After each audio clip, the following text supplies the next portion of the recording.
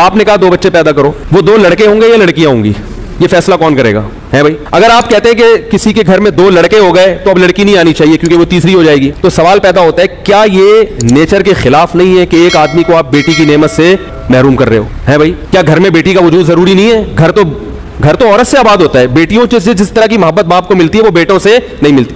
और अगर जिनके 2 बेटियां हो गई, बेटा नहीं मिला, वो क्या करेंगे?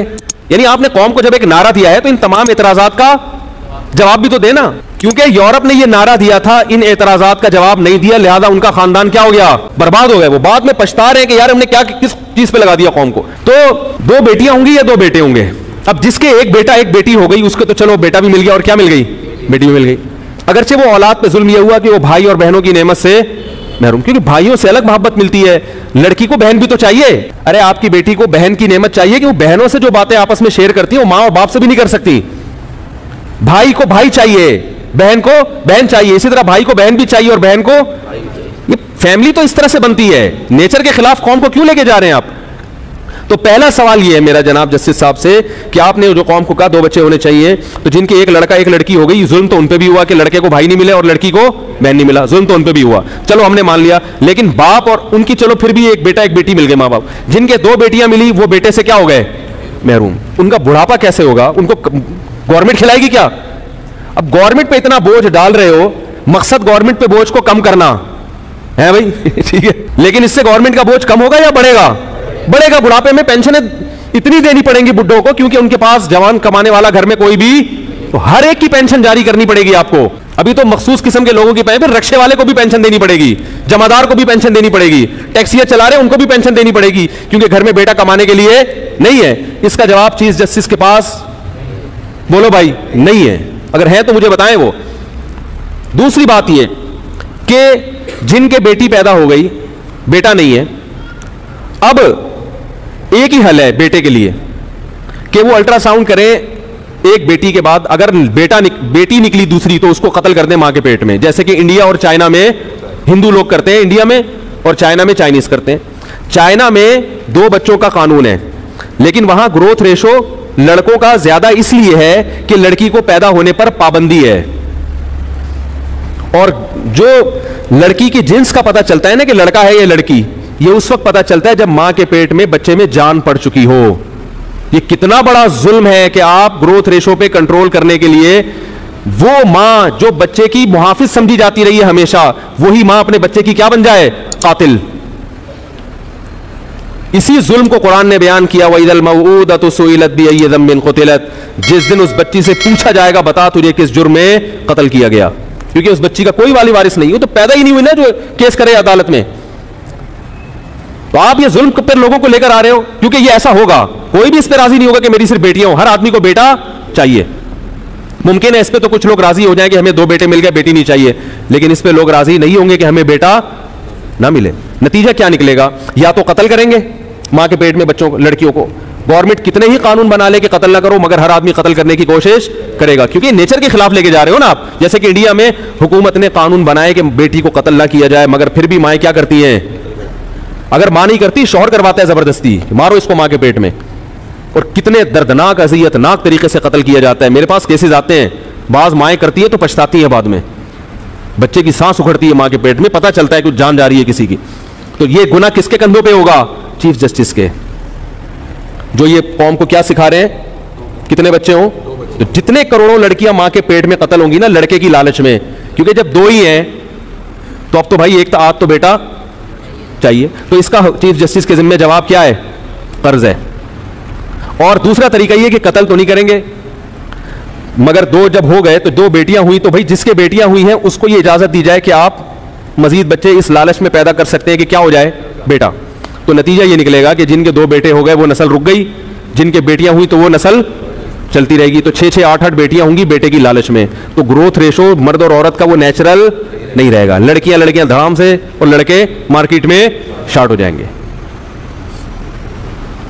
इसका भी जवाब किसी के पास, ये तो अभी इब्तिदाए इश्क खैर होता है क्या, आगे आगे देखिए होता है क्या। ये मेरे दलाइल अभी शुरू नहीं हुए हैं, नहीं आ रही बात। ये जो 2 बच्चों वाला फलसफा है ना, इसके खिलाफ अभी मैंने दलाइल शुरू नहीं किए। तो कुछ और भी कुछ सवाल आते हैं, एक और सवाल कर लेता हूं।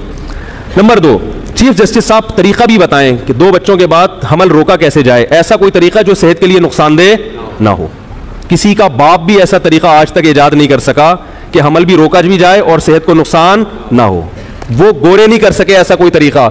मेरे पास रिटर्न में गोरों के डॉक्टरों के इंग्लिश में हवाले उनकी किताबों के साथ मौजूद हैं, जो नोबेल इनाम याफ्ता डॉक्टर हैं। वो कहते हैं कि आज तक कोई ऐसा तरीका इजाद नहीं हुआ कि आप हमल रोकने की कोशिश करो और मर्द या औरत की सेहत को नुकसान ना हो। ये हो नहीं सकता, क्योंकि ये नेचुरल है ना। देखो, हम जब रोटी खाते हैं तो हमारे एक फौरन मैदे में तेजाब बनना शुरू, जो रोटी को हजम करे। अगर आप रोटी का निवाला चबाओ और निगलने से पहले बाहर फेंक दो तो मैदा क्या हो जाएगा? खराब, क्योंकि नेचर के आप क्या चल रहे हो? खिलाफ। इसी तरह अगर आप निगल लो, यानी अगला स्टेप क्या है? रोटी को चबाने के बाद निगलना। निगलने पर पाबंदी लगाओगे रोटी को तो मुसीबत। अगर आप निगलने तो हुक्म दो, गवर्नमेंट हुक्म दे के निगल तो लो, मगर उसको हजम करने पर गवर्नमेंट की तरफ से क्या है? पाबंदी। नुकसान होगा कि नहीं होगा? या हजम पर तो पाबंदी है, आगे वॉशरूम जाके उसे पास करने पर बोलो ना भाई पाबंदी, फिर भी मुसीबत। क्या मतलब? जो काम नेचुरल होता है ना, फिर आगे उसके जो जो नतीजे नेचुरल निकलते हैं, कहीं भी आप ब्रेक लगाओगे तो डिस्टर्ब कौन होगा? इंसान की बॉडी। ये जो अल्लाह ने मियां बीवी का ताल्लुक रखा है ना जिनसी, ये तब ताल्लुक होता है तो ये नेचर है कि उसके नतीजे में हमल ठहरता है। फिर जब हमल ठहरता है तो ये नेचुरल है कि वो बच्चा दुनिया में आएगा। जब बच्चा दुनिया में आएगा तो नेचुरल है कि मां की छातियों में दूध पैदा होगा। किसी भी स्टेप पे आप ब्रेक लगाओगे तो बेड़ा गर्क होगा औरत का। लेकिन हमारे यहां फैमिली प्लानिंग वाले औरत की सेहत के नाम पे उसको बेवकूफ बना रहे हैं। अजीब बात है। तुम कह रहे हैं इससे सेहत खराब होगी, तो ये सेहत अगर खराब होती तो ये प्रोसेस नेचुरल ना होता, ये नेचर के खिलाफ होता। समझ में आ रही है बात? तो जज साहब ये बताएंगे कि वो कौन सा तरीका है जिसको इख्तियार किया जाएगा और सेहत खराब नहीं होगी। मेरी नजर में सिर्फ एक ही तरीका है, वो ये कि मियां बीवी एक दूसरे के करीब आना छोड़ दें। इसके अलावा कोई भी तरीका नहीं है।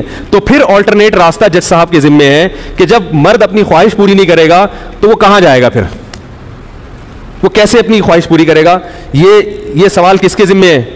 जज साहब के जिम्मे, कि वो अखबार में अनाउंस करेंगे कि मैंने ये स्टेटमेंट तो दे दी है कि 2 बच्चे अच्छे, मगर इन तमाम सवालात के जवाब के जो मर्द शादी करना छोड़ दें या बेगम के पास जाना छोड़ दें ताकि बच्चा ना हो, तो उन तमाम हजरात से गुजारिश है कि वो मेरे पास तशरीफ लाएं। मैंने इसका कोई ऐसा अल्टरनेट निकाला है, क्योंकि मर्द को जब ख्वाहिश पैदा होगी तो फिर बीवी के पास जाना भी क्या है? नेचुरल है। अगर वो नहीं जाएगा तो उसकी सेहत को क्या होगा? तभी तो कंवारों के मुंह तो देखो बेचारों के, ये जितने छड़े छाट हैं इनके चेहरों पर रौनक नहीं होती।